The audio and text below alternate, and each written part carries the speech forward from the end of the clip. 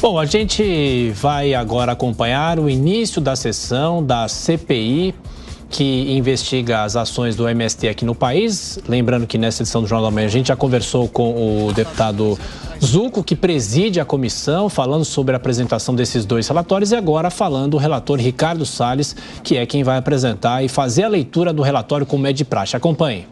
Segundo a posição trazida pelo Chico Graziano,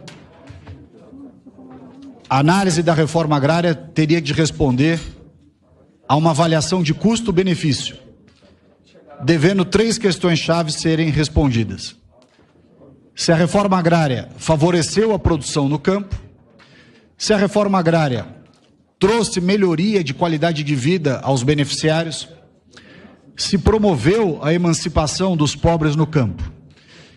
E, obviamente, diante dos dados coletados, das diligências efetuadas e dos depoimentos trazidos aqui à CPI, não há dúvida que essa resposta é inexoravelmente negativa. O programa de reforma agrária não favoreceu a produção no campo, ao contrário, os dados mostram o fracasso da produtividade dos assentamentos, não trouxe melhoria de vida para aqueles beneficiários, ao contrário, nós testemunhamos em várias jurisdições as condições degradantes em que vivem os membros, os assentados e os acampados destes movimentos Brasil afora. E a pergunta final, se promoveu a emancipação dos pobres, já foi explicado que o trabalho claramente contrário à titulação de propriedade para esses assentados, feito por muitos dos movimentos e os seus representantes, não permite que haja efetivamente a emancipação desses assentados.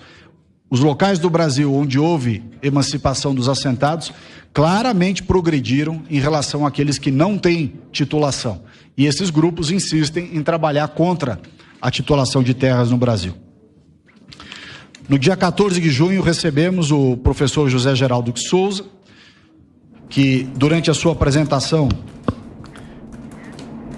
fez uma série de ponderações, dentre elas, ao ser confrontado com a questão da titulação de terras, respondeu que ela é fundamental, porque todo o tensionamento que existe hoje no campo é consequência da falta de conclusão do processo de reforma agrária, que evidentemente culmina... Aí o deputado Ricardo Salles, relator da CPI do MST, apresentando o documento, e há essa expectativa da apresentação de uma espécie de relatório paralelo. Isso não é novidade em CPIs, isso já aconteceu outras vezes, mas de qualquer forma há essa discussão sobre os dois documentos. Mais um giro com os nossos comentaristas. Luiz Felipe Dávila, essa CPI trouxe algum tipo de avanço, e estamos acompanhando então a apresentação do relatório de Ricardo Salles.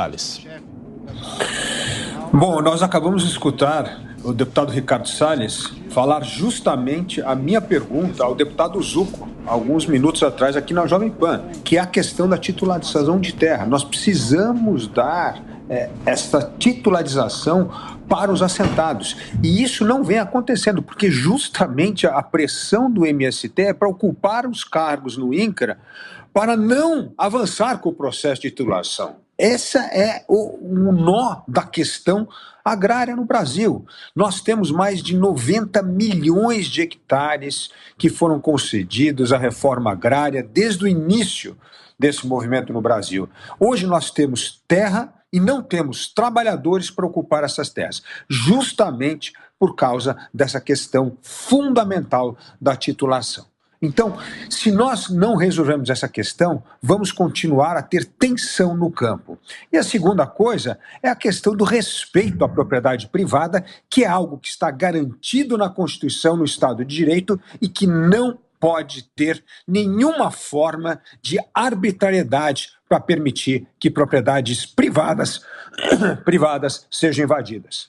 Agora, Dantas, fazendo referência mais uma vez à entrevista que nós fizemos com o presidente da CPI, do MST, o deputado Zucco, ele diz que há uma possibilidade, talvez, de que não haja essa aprovação do relatório. Nós já falávamos sobre isso anteriormente, por causa da correlação de forças dentro da comissão, com presença forte agora de governistas também, mas que ainda que não haja essa aprovação, essas investigações conduzidas na comissão serão encaminhadas à Procuradoria-Geral da República. A minha dúvida é, o fato de não haver essa aprovação do relatório faz com que ele perca força ao ser encaminhado para a PGR ou não faz nenhuma diferença? Faz toda a diferença, Lívia. Quando você não tem a aprovação do relatório, ele não se torna oficial. As recomendações ali, elas não se tornam oficiais. Então, a PGR pode simplesmente ignorar. O Ministério Público, naturalmente, ele tem o dever de ofício de abrir investigações quando confrontado com algum tipo de ilegalidade, de irregularidade. Só que existe um protocolo. A comissão de investigação parlamentar, ela precisa ser concluída, emitir um relatório, e esse relatório precisa ser aprovado para poder sugerir, recomendar indiciamentos, aberturas de investigação. Então, vai depender muito do próprio Ministério Público. Ele pode querer ou não ali, vamos dizer assim, seguir essas recomendações, mas elas perdem absolutamente a força, né, vamos dizer assim, regimental para levar o Ministério Público a tomar alguma decisão.